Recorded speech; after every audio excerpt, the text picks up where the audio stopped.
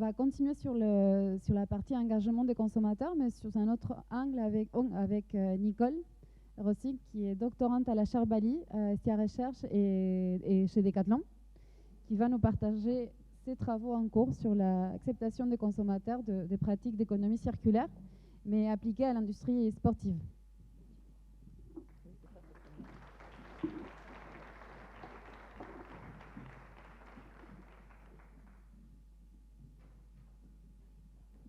Bonjour à tous.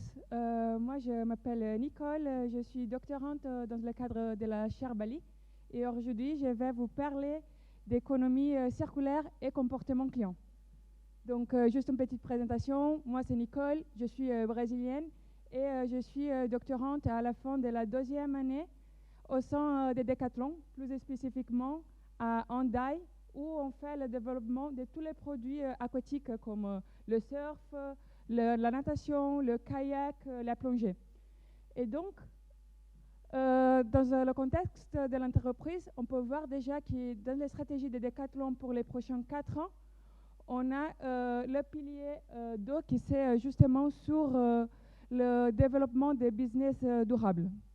Decathlon aussi a fait des objectifs en accord avec l'agrément de Paris.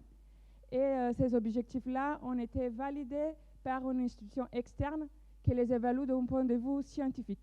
Donc on voit que l'entreprise est vraiment dans cette transition pour les business plus durables. Par contre, je vous pose la question, est-ce que lancer des business circulaires dans les marchés est suffisant pour qu'on puisse réussir à faire changer? Pour moi, non. Parce que après, on a toute une partie aussi qui c'est très humaine, qui c'est liée à l'utilisateur. Ça ne sert à rien qu'on lance des business au marché s'ils ne sont pas alignés aux besoins et aux comportements de nos utilisateurs. Donc, nous, on s'est rendu compte quand on était en train de développer des produits et des services circulaires, que ce qui s'est passé, c'est qu'on n'avait pas vraiment d'informations. Et du coup, ce qu'on lançait, peut-être, ils étaient plutôt sur les croyances que sur l'information. C'est pour ça que je vous parle avant juste de ce que ce sont les business circulaires. On peut les résumer un peu en 4 R. Le premier, c'est la réutilisation, c'est la seconde vie. Ensuite, il y a le rental, qui c'est la location et l'abonnement. C'est plutôt d'avoir des services qui vont proposer une utilisation intensive des produits par divers utilisateurs. On a aussi la réparation, qui c'est la mise en état d'un produit. Et ensuite, il y a ici le recyclage, mais c'est plutôt un terme parapluie pour parler de fin de vie. Donc, dans mes études, je vais avoir 2 parties. Il y a une partie d'études de la littérature pour voir quel est l'état actuel, qu'est-ce qui se passe. Et parallèlement, moi, je fais des études terrain, plus spécifiquement dans l'industrie du sport. Donc, je vais comparer les résultats, voir quelles sont les similarités et aussi qu'est-ce qu'il y a de différent pour après pouvoir lancer des actions qui sont basées de nouveau sur des données et pas juste sur les croyances. Pour que vous puissiez un peu comprendre comment je développe mes études de terrain et aussi les études sur la littérature, je fais toujours des analyses en 2 niveaux. Il y a un niveau qui va regarder les facteurs externes qui sont plutôt liés à la société et au marché. Et ici, il y a un niveau des facteurs internes qui sont plus liés à les subjectifs, à la personne. Du coup, là, on va parler un peu de littérature, de la bibliographie. Pour vous donner une idée, on est parti de 1000 articles. On a fait une révision systématique. Et finalement, après avoir filtré par rapport aux articles lancés plus récemment en Europe, parce que quand on parle de comportement client, il y a aussi un aspect culturel, on est arrivé à 15 articles. De ces 15 articles-là, on s'est rendu compte déjà qu'il n'y a pas d'articles qui parlent des industries du sport et économie circulaire. Et on a très peu d'articles qui vont parler des business un peu plus disruptifs comme la location et l'abonnement. Ils vont plutôt parler des types de business qu'on connaît déjà sur les logements ou sur les transports, mais ils ne vont pas parler d'autres types d'industries. Donc, je vais juste vous donner un petit goût de ce qu'on a trouvé sur la bibliographie. Déjà, est-ce que vous pouvez lever la main qui a déjà fait des réparations do-it-yourself, du coup, vous-même? Qui se considère bricoleur? Ah oui, c'est trop bien. Parce que par contre, dans la littérature et aussi dans mes études, ce qu'on voit, c'est qu'il y a un facteur de genre. Par exemple, les femmes, elles font moins de participation sur le do-it-yourself parce qu'elles se trouvent avec moins de compétences pour le faire. Il y a aussi un parti de lien avec les conditions économiques du pays. Par exemple, sur les pays où il y a un fort développement, on va voir que le bricolage, c'est lié au loisir, à un hobby, c'est bien.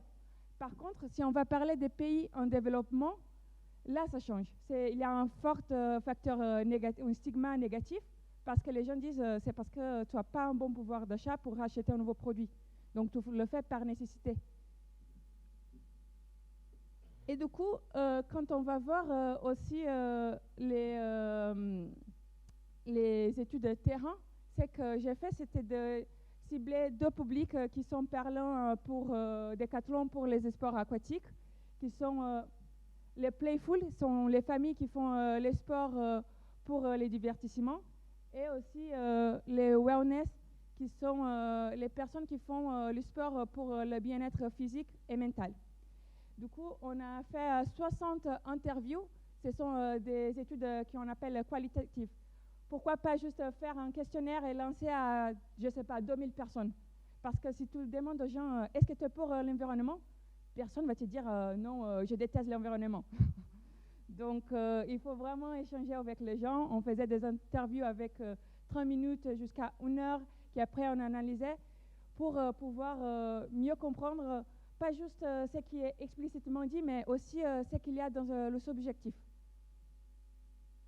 Ici, par exemple, je vais vous donner un exemple des résultats qu'on a trouvés pour la seconde vie.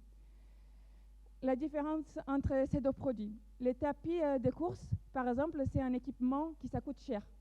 Et du coup, les gens, quand ils vont les acheter, ils ne vont pas l'acheter d'un coup. Ça demande une planification.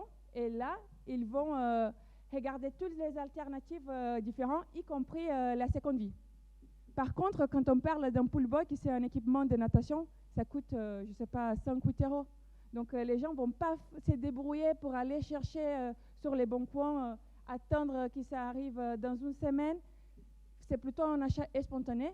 Et du coup, ce n'est pas que les gens ils vont pas utiliser ce type de produits en occasion à cause des freins subjectifs comme des problèmes d'hygiène ou quelque chose comme ça.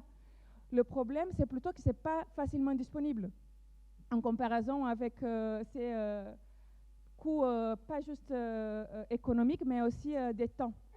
Donc, ce qu'on arrive à penser, c'est que si on met ces produits-là en occasion à côté des produits neufs au magasin physique, là, ça peut marcher.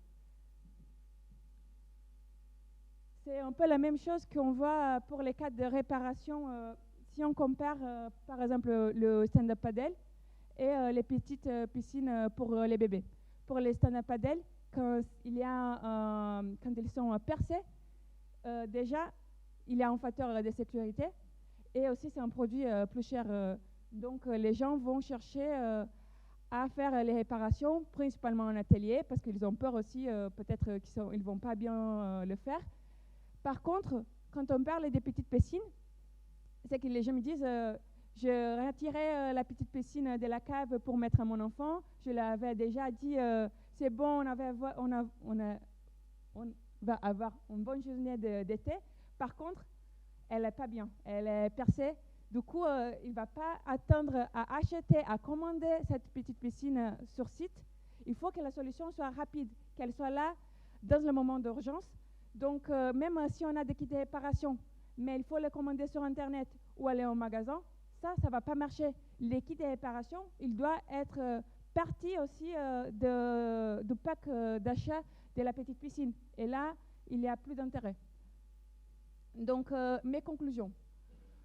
on peut voir que les business circulaires, ce n'est pas juste la seconde vie ou pas juste le recyclage. On peut avoir différents types d'alternatives. Il y a aussi le fait qu'on doit comprendre les caractéristiques des produits. Et à ça, c'est associé la façon comme les utilisateurs vont interagir avec ces produits, leur comportement d'achat et aussi le profil du client, parce que ça peut changer par rapport à l'intensité d'usage, par exemple. Les actions qu'on doit mener en entreprise, elles doivent être basées sur la donnée, et à partir de ça, on peut mieux comprendre comment lancer des produits et des services qui soient alignés avec le comportement du client, mais que ça soit aussi, on peut aussi faire des, comment ça se dit, de sensibilisation de notre utilisateurs. Mais c'est important aussi de faire attention à ce qui ne s'est pas dit. Ford, il a dit par exemple que quand il a lancé les voitures, les gens ne disaient pas je veux une voiture parce que ça n'existait pas. Ce qu'il disait, c'est que je veux des chevaux plus vite. Donc, il faut être attentif à ce que les gens veulent vraiment au fond pour après pouvoir lancer des business disruptifs, plus innovants. Et là, c'est intéressant de tester des prototypes avec un travail plus fort sur le terrain et pas juste sur les interviews ou sinon sur la littérature. Mais toutes ces études-là, ils vont donner une base plus forte pour la prise des décisions. Donc, merci beaucoup. Là, c'est mon contact et je vous remercie pour votre attention.